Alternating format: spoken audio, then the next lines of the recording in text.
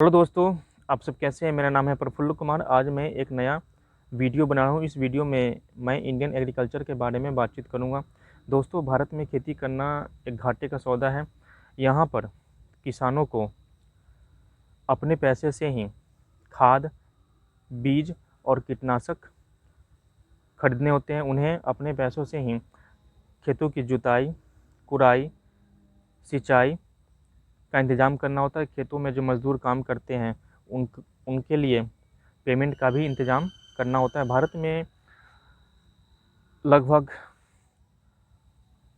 70% लोग खेती बाड़ी से अपना जीवन यापन करते हैं, लेकिन इसे आप विडंबना ही कहेंगे कि भारत में एग्रीकल्चर को इंडस्ट्री का दर्जा नहीं दिया गया है। अगर आप किसान हैं और खेती बाड़ी करने के लिए बैंक से कर्ज लेने के लिए जाते हैं तो बैंक आपको टरकाने की कोशिश करते हैं। अगर कोई गांव का महाजन आपको कर्ज देता भी है तो काफ़ी ऊंचे ब्याज दर पर आपको कर्ज मिलता है और आपका आर्थिक शोषण होता है। यही कारण है कि भारत में बहुत सारे किसान जो हैं वो खेती बाड़ी छोड़ रहे हैं। और बहुत दुख की बात है कि किसान का बेटा किसान नहीं बनना चाहता। वह पढ़ लिख कर कोई अफसर बनना चाहता है या बिजनेस करना चाहता है। सवाल है कि हम कितना भी डेवलप क्यों ना कर जाएं, कितना भी इंजीनियर, डॉक्टर, आईएएस, आईपीएस क्यों ना बन जाएं, हमें खाना तो अनाज चावल ही है, फल फूल ही का ही सेवन करना है। एक डाटा के अनुसार पिछले 20 साल में 3,30,000 किसानों ने आत्महत्या की, क्योंकि वो अपना कर्ज नहीं चुका पाए थे। उनकी फसलें बर्बाद हो गई थी। उनको अपनी फसल का बाज़ार में उचित मूल्य नहीं मिला था। भारत में बहुत सारी सरकारें आती हैं और जाती हैं। सरकारें कहती हैं कि वो किसानों की भलाई के लिए काम करते हैं, लेकिन ज़मीन पर कुछ नहीं होता। बहुत सारी सरकारों ने किसानों के लोन को माफ़ करने का वायदा करके सत्ता हासिल किया, लेकिन हकीकत में उनके लिए कुछ नहीं किया। आज भी भारत में किसान गरीब हैं। उनके बच्चे सरकारी स्कूल में पढ़ने जाते हैं और वो अनेक तरीके के मुश्किलों का सामना करते हैं। दोस्तों, देश में जब से प्रधानमंत्री नरेंद्र मोदी की सरकार आई है, देश की लगभग हर व्यवस्था को सुधारने का कोशिश किया जा रहा है। देश की सुरक्षा मजबूत हुई है।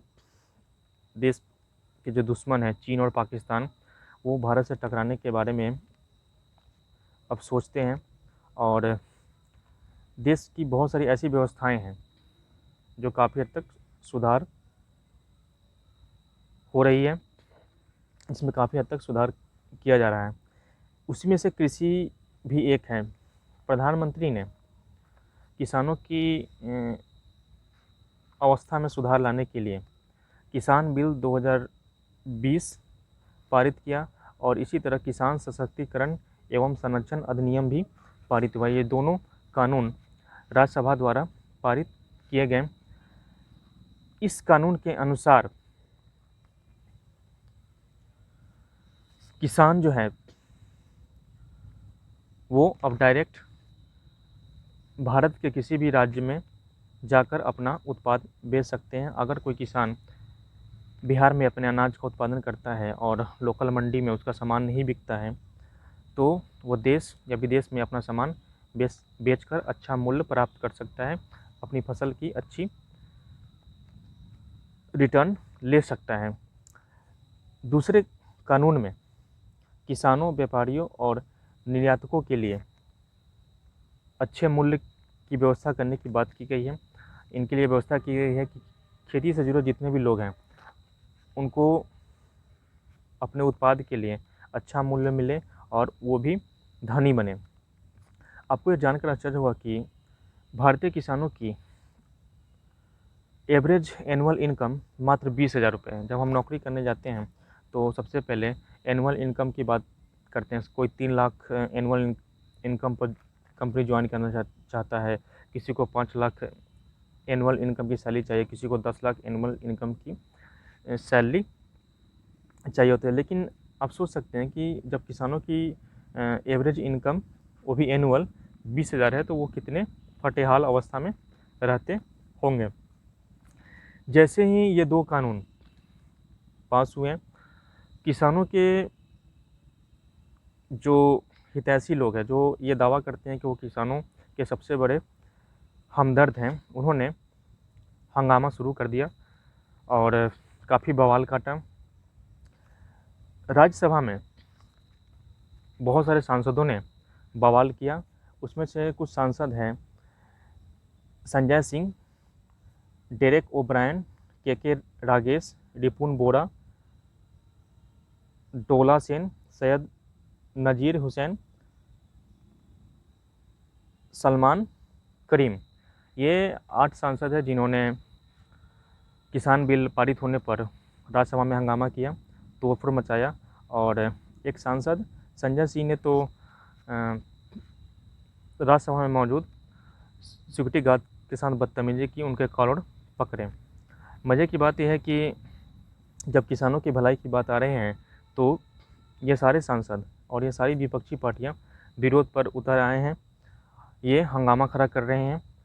पंजाब और कई राज्यों में तथाकथित किसान सड़कों पर आ गए हैं। पंजाब के किसान इस बिल को किसान विरोधी बता रहे हैं। मेरे कहने का मतलब है भाइयों, अगर किसानों को उनके फसल का उचित मूल्य मिल रहा है तो किसी को क्या प्रॉब्लम हो सकता है। सवाल यह है कि किसान तो अपना अनाज का उत्पादन करते हैं, अपने कृषि उत्पाद को मार्केट में लाते हैं, लेकिन बीच में जो ये बिचौलिए बैठे होते हैं, जो दलाल किस्म के लोग होते हैं, उनके फसल को सस्ते दाम पर खरीदते हैं और अपना कमीशन लेकर मार्केट में महंगे दामों पर सामान बेचते हैं। प्याज उत्पादन करने वाला किसान 10-20 रुपये में प्याज अपना बेच देता है, लेकिन मार्केट में आज प्याज जो है वो 60-70 रुपये, कहीं कहीं 80 रुपये भी मिल रहा है। सवाल है कि इतना बड़ा प्रॉफिट कौन ले जाता है। प्रधानमंत्री मोदी ने किसान बिल 2020 से इन दलालों के बिजनेस पर लगाम लगाई है। ये जो भी लोग किसान बिल का विरोध कर रहे हैं वो दलाल हैं, वो एक नंबर के कमीने हैं, 420 है। कुछ दिन पहले कांग्रेसी कार्यकर्ताओं ने एक ट्रैक्टर जला दिया और कई जगह सड़कें बंद की। इस पर पंजाब के मुख्यमंत्री का कहना था कि मैं अपना ट्रैक्टर जला रहा हूँ, किसी को क्या प्रॉब्लम हो रहा है। अरे बेवकूफ़, तुम सेना में रह चुके हो, सेना में अपनी सेवा दे चुके हो। क्या कोई इंसान जो सही में किसान है अपना पैसों से खरीदे हुआ ट्रैक्टर जलाएगा क्या? तुम किसान का हितैषी होने की दावा क्यों कर रहे हो? जो भी लोग किसान बिल का विरोध कर रहे हैं वो मेरी नज़र में किसान विरोधी हैं, दोगले हैं और कुत्ते हैं। ये बिल लागू होने दो, किसान को अगर सही मायने में फ़ायदा नहीं होगा तब इस बिल में सुधार की बातें करना। कुत्ते की तरह हल्ला करने से किसान जो है कन्विंस नहीं होगा।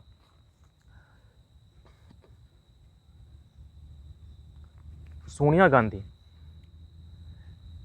ये एक विदेशी औरत है जिनका असली नाम है एंटोनियो माइनो। यह इटली से आई हैं और भ्रष्टाचार करके अरबों खरबों की मालकिन बन गई है। इन्होंने कांग्रेसी शासित राज्यों से कहा है कि किसान बिल को रद्द करने के लिए कानूनी पहलुओं पर विचार करें और इस बिल को लागू ना करें। लेकिन आपको जानकर आश्चर्य होगा कि सोनिया गांधी का यह आदेश जो है निहायत ही बेवकूफ़ी भरा आदेश है। कोई भी बिल जब बनता है तो उस पर उसको कानून बनने के लिए राष्ट्रपति का सिग्नेचर चाहिए होता है। इन कांग्रेसियों को ये नहीं पता कि अगर आप बिल में कोई संशोधन करते हैं तो राष्ट्रपति इस पर साइन नहीं करेंगे। एनडीए के एक पुराने सहयोगी सुखबीर सिंह बादल किसान बिल के विरोध में एनडीए से अलग हो गए। सुखबीर सिंह बादल वही व्यक्ति हैं जिन्होंने पंजाब को बर्बाद किया। ये भ्रष्टाचार करके अरबों खरबों की प्रॉपर्टी बना चुके हैं। लेकिन पंजाब की जो समस्या है वहाँ भी किसानों की बहुत सारी समस्या, वहाँ के किसान भी आत्महत्या करते हैं, वहाँ के किसानों को भी अपने उत्पाद का उचित मूल्य नहीं मिल पाता है। इन्होंने उस मुद्दे पर आज तक अपना मुँह नहीं खोला। पंजाब में जो ड्रग का जो प्रॉब्लम है, उसमें सुखबीर सिंह का भी हाथ है। ये इस मुद्दे पर कभी नहीं बोलेंगे, लेकिन आज जो किसानों के लिए अच्छा काम हो रहा है, उस पर कुत्ते की तरह अपना मुँह फाड़ने और भौंकने के लिए आ गए हैं। ऐसे राजनीतिक गद्दारों से सावधान रहें और इस बिल को लागू होने दें। अगर फ़ायदा नहीं होता है, इस बिल से किसानों को फ़ायदा नहीं होता है, तो सरकार इसमें चेंजेस करेंगी और किसानों की भलाई के लिए काम करेगी। आप विरोध का मतलब ये नहीं है कि आप ट्रैक्टर जलाएंगे, सड़कें रोकेंगे, सार्वजनिक संपत्ति का नुकसान करेंगे। ये निहायत ही बेवकूफ़ी है। कोई भी राजनेता ये कहता हो कि मैं अपना ट्रैक्टर जला रहा हूँ, तुम्हें क्या मतलब, वो सबसे बड़ा बेवकूफ़ नेता है। और वो राजनेता जो है चप्पल से मारे जाने के योग्य हैं। ऐसे राजनेताओं की बातों को ना सुने और ये बिल लागू होने दें। आज के वीडियो में इतना ही। मैं किसान भाइयों से यही निवेदन करूँगा कि इस बिल के लागू होने के बाद हो सकता है उनकी आमदनी में कुछ इजाफा हो और उनकी आर्थिक स्थिति सुधरे, क्योंकि मार्केट से दलाल लोग गायब रहेंगे। किसान अपना प्रोडक्ट कहीं भी ले जाकर बेच सकते हैं। जय हिंद, जय भारत।